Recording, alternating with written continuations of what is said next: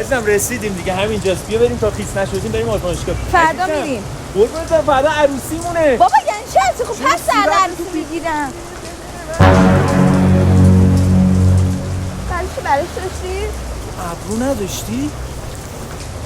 خب قربونت برم زودتر به من میگفتی. خب من میگرفتمت به خدا. یعنی تو الان منو میگیری؟ آره عزیزه دارم میگیرم. قربونت برم میبرمت کلینیک تهران بیوتی سنتر 0 تا 100 زیبایی تو انجام بده.